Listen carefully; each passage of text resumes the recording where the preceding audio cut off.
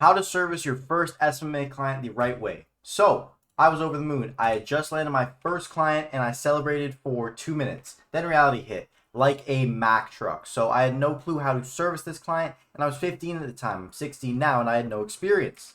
So, I thought an opportunity like this would never, and I mean never, come around again. So, I scrambled to get a solution on how I was going to actually get results for this client. And long story short, I flopped.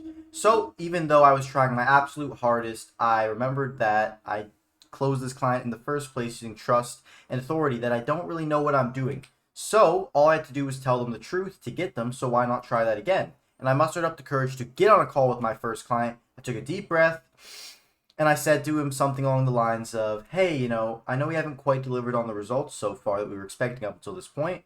Here are the solutions XYZ that I was thinking of implementing. I'm going to work my hardest to implement each one of these. Does that work with you? And my voice was shaky, my heart dropped to my stomach, but the client was pleasantly surprised. It allowed me to keep working with them. So, given due time, results began to come in, but in that brief moment of time, I learned the most powerful tool to keep clients with you, stronger than any strategy or gimmick, which is prospects knowing you, prospects liking you, and prospects trusting you. If everyone could feel this way, we'd easily have way more clients, way better client relations. But the truth is that, this isn't easy, and sometimes you just can't make people open up. Or at least that's what I thought, until I devised a step-by-step protocol to outreach prospects, sign clients, and retain customers, leveraging the power of authenticity. So if you've worked this far, chances are you have ran a business before, starting SMMA, or just being a B2B service provider. So you've had a lemonade stand, a clothing brand, a YouTube channel, the list goes on. You've likely moved on from this business now, but remember who your first customers were. They were your parents, your friends, your parents' friends, your family. They were the first people that bought from you and supported you. Why, though? Why do they buy from you? And how are they any different from a business owner? Truth is that they are not. And they still threw flocks of money at you. So, while a business owner doesn't want you to work with them free of charge, these people are giving you money for free. But there's no difference between them. And the reason is likability and trust. So think of it as a wall. Pull up MS Paint here. The barrier of likability and trust is our wall right here. And we are here. And our client is right here. And what we need to do is we need to break down this wall. And on the other side of that wall, it's just similar to a family member. So luckily when we're getting our first client, that wall is very, very small. It's kind of like a little hedge. And we can climb this wall very, very fast. We do this using a story. So effective storytelling lets you see a critical point in someone's life through a window and allows you to evoke emotion and relate to them. So what we can do is by telling stories, we can go boop, boop, and then we're over here and we got our first client within very, very little storytelling compared to when we're actually going after a paid client and we don't have case studies and everything to back ourselves up. So, I can imagine you have never met Muhammad Ali or Mike Tyson, but why do you like them so much? It's because we know their stories. We grow to like them and trust them through the relatability of their life events, and you can do the absolute same. When you're in conversation with a prospect, explanation and logic should be your jab, and then stories are going to be your right hook, right uppercut, whatever it might be. When we don't have the case studies, we don't want to fight when we don't have case studies, we want to fight like a heavy hitter. We don't want to be like Ali or Garcia, with quick feet and light and fast punches. We need to use very little logic and explanation to open up our talking points and ideas with little jab, and then always throwing right heavies or heavy rights to get those KOs. So you can see Mike Tyson here. And that is the theory behind this form of communication. But Jeff, how do I actually use this? It's a lot of information, but what can I actually do it for? So say no more, here's the sauce. So the exact places I use stories in my agency and the agencies I help grow, I use it in the second message of outreach, pre-appointment video message / call, on the sales call, or to reinforce it with client communication. So on the second message of outreach, after we send a hook message to a prospect, so as an example of reaching out to gyms, we go, hey, do you offer, private training classes? We would then hit them with a video message, and that's how I like to make the actual pitch that I do.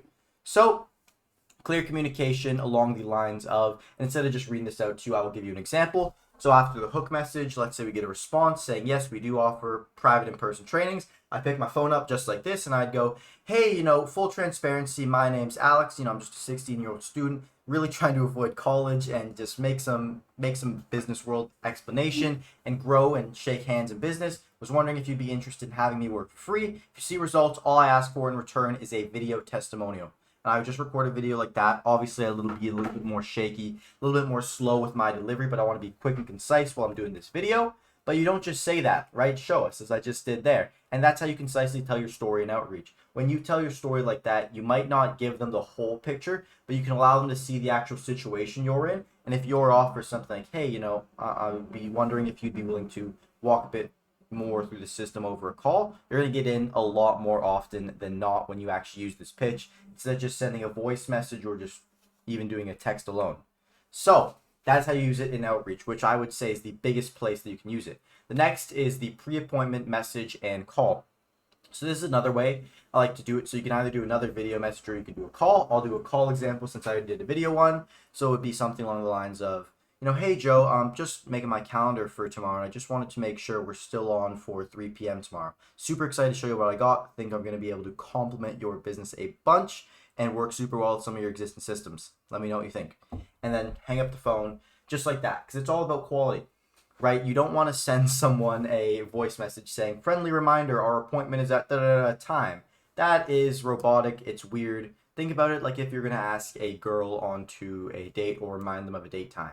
You're not going to go ahead and say, friendly reminder, we're going to eat dinner at 5 p.m. You're going to, be a bit more casual, be a bit more authentic. And we're going to do the same thing with our pre-appointment messaging call, telling a little story about us making our calendar for the next day.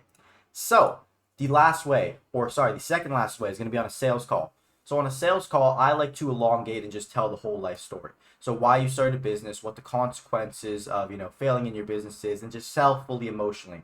So as an example, I could say, hey, so yeah, it was about when I just came back from vacation and I realized, being disconnected from the whole world and all that, I don't think that going to college was for me, right? I don't want to go through the, debt education and then after get a job and then work to pay off the debt and do all these things.